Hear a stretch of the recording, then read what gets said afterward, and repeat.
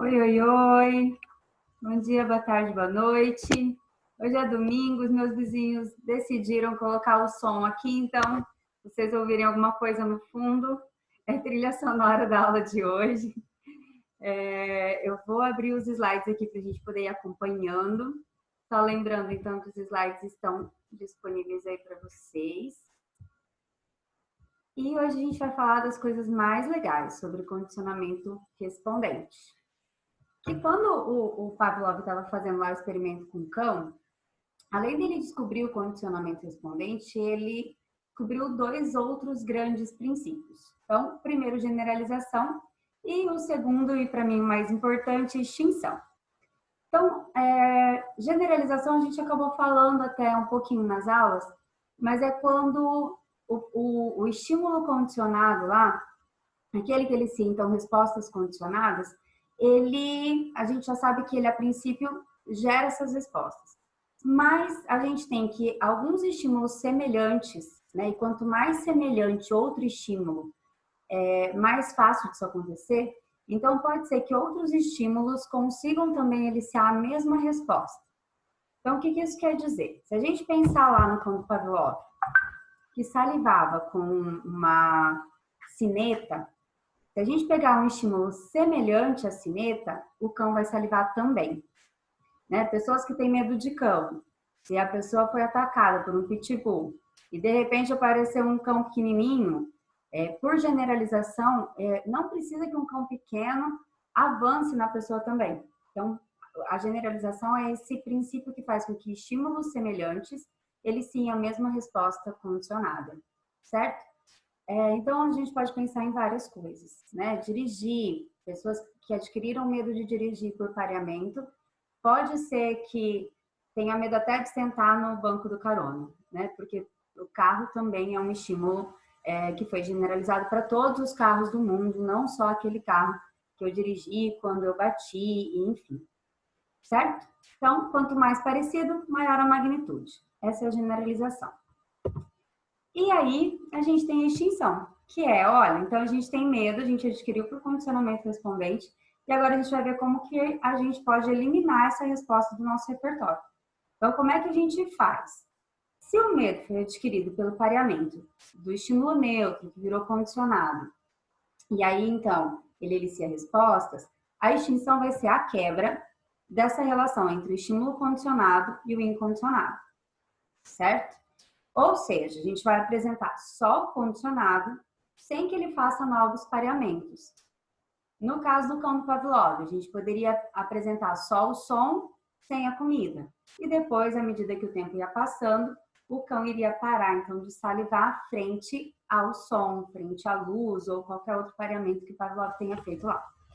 Se a gente vai falando de medo de dirigir, a ideia, então, para perder o medo, a pessoa precisa dirigir sem que a gente garanta que não vai acontecer nada de ruim nesse momento de direção. Então, é um pouco complicado, né, a gente falar de extinção, porque não dá para perder um comportamento sem se expor. E aí, algumas pessoas, então, quando vão para a clínica, enfim, e querem extinguir um comportamento que é respondente, elas sofrem muito, porque a gente está falando de respostas corporais que não vão parar, a não ser que ela se exponha. E para se expor é muito sofrido. Né? Então, pensa lá uma pessoa que tem, sei lá, mania de limpeza. E aí a gente precisa fazer a quebra de limpeza com contaminação. Mas para isso ela precisa se expor à sujeira. Né? Então, ela tem vários respondentes, coração acelera, a mão transpira, e aí a tentativa de fuga dessas situações é bem grande. Né? Então, mas a gente só consegue, então, extinguir se a gente faz essa quebra. Apresenta o condicionado sem o incondicionado. Aí, beleza. Então, a gente vai fazer esse pareamento uma vez. Uma vez é o suficiente? Não. A gente faz quantas vezes forem necessárias. E aí, para fazer a quebra, a gente vai lá e expõe a pessoa, então, ao objeto fóbico uma vez. E aí, depois, quando ela volta na segunda vez, a gente fez uma sessão de extinção. Se a gente colocar ela de novo nesse ambiente que é fóbico para ela por uma segunda vez, o medo vai voltar. A gente chama isso de recuperação espontânea. Tá em um dos slides mais para frente. Mas é o seguinte, é quando, então, a gente expõe a pessoa a uma sessão de extinção, e aí a ansiedade dela, ela se expõe, a ansiedade aumenta e depois diminui. E aí, se a gente fizer uma segunda exposição, ela volta a sentir o medo. Um pouquinho menor, mas ela volta a sentir o medo que ela sentia. Né? Então, a gente vai fazer esse experimento com o sniff, a gente vai fazer uma sessão de extinção, e aí a gente vai tirar o sniff da caixa, vai voltar ele para a caixa, vai fazer uma nova sessão de extinção. Então, quando ele volta a ouvir o som, né, que o pareamento do sniff é som com choque, quando ele volta a sentir o som, ele tem um comportamento de frozen, então um comportamento de congelamento. E aí é um pouquinho menor a intensidade, mas ele volta a sentir o medo sem a necessidade de um novo pareamento, certo? Então não é necessário a gente ficar pareando os estímulos condicionado com incondicionado de novo. A gente recupera de maneira espontânea a mesma resposta que a gente tinha.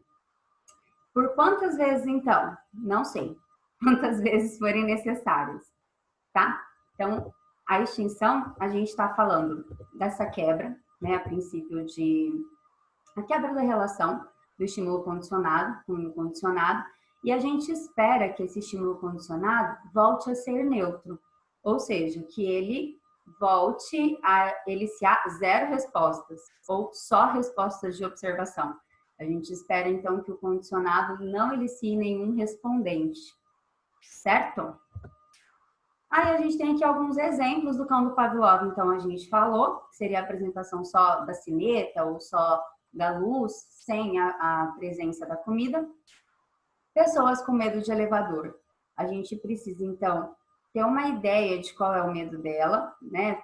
Na maioria das vezes está relacionado com cair, tá? E se for relacionado a cair, a gente precisa garantir, então, que a pessoa entre no elevador e que o elevador não pare ou não caia, né? E então faça essa quebra do pareamento quantas vezes forem necessárias.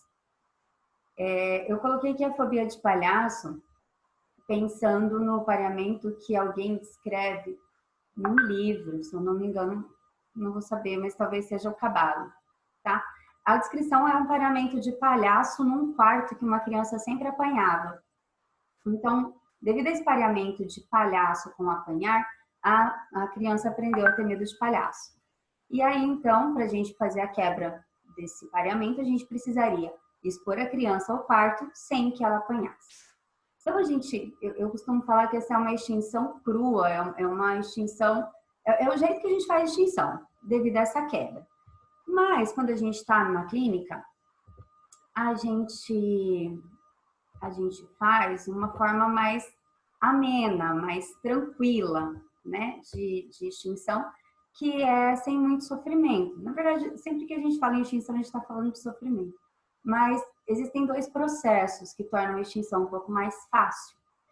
Um, o contracondicionamento, e o outro, a dessensibilização sistemática.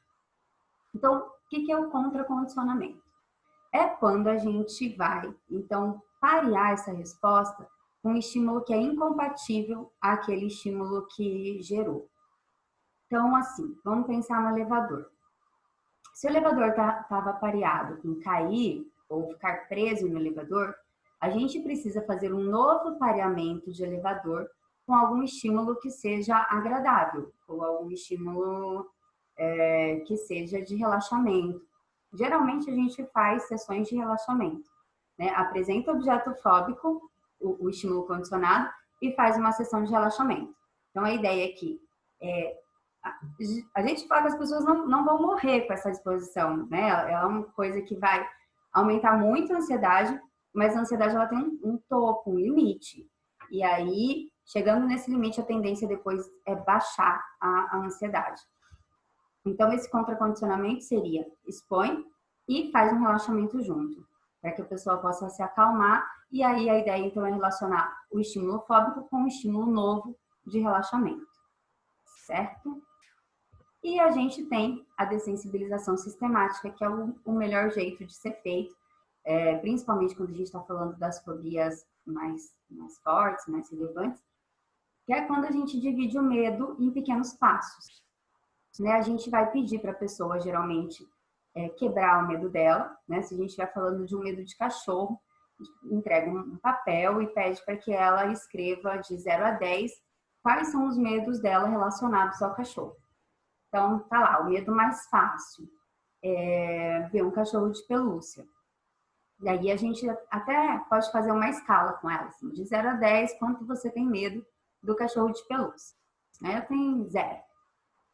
O segundo medo é o medo de um cachorro pequeno preso a 5 metros de mim. Então, esse medo tem uma escala 5.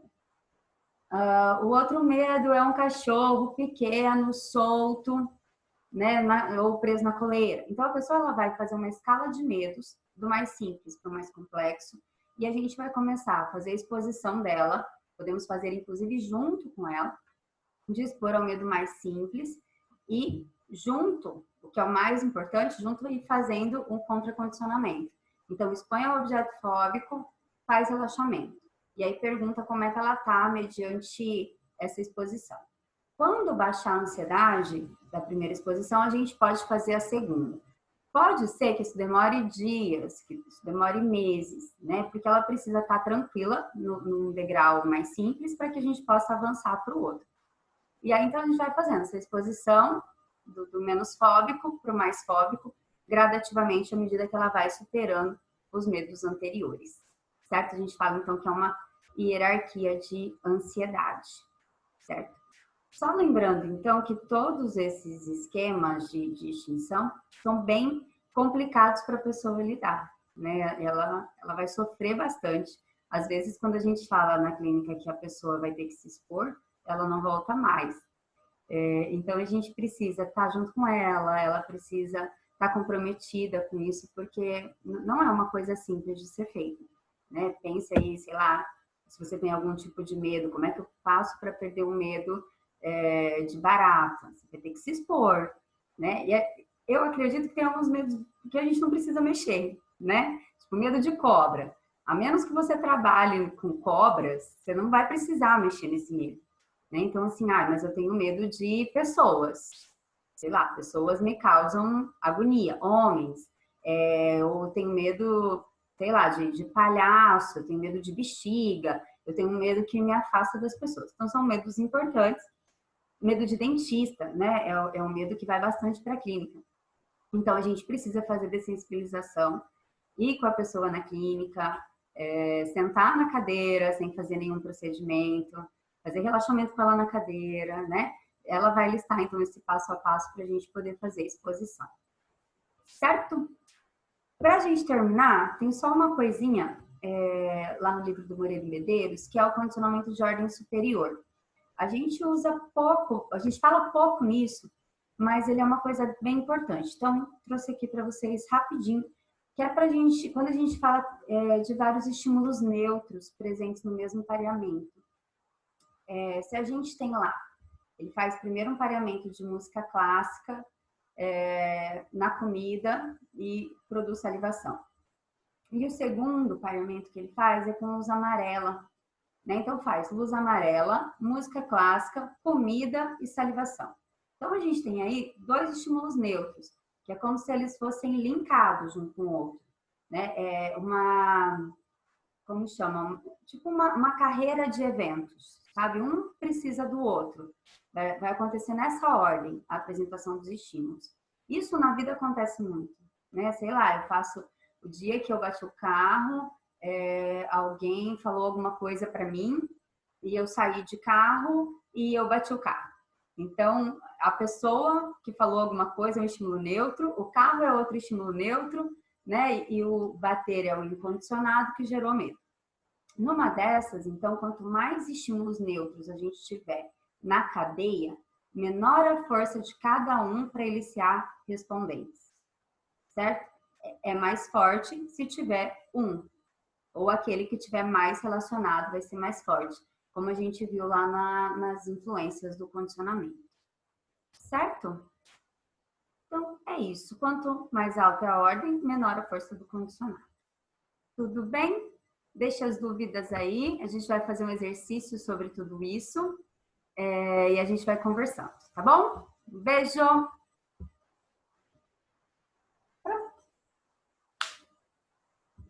sei quantos tempos deu.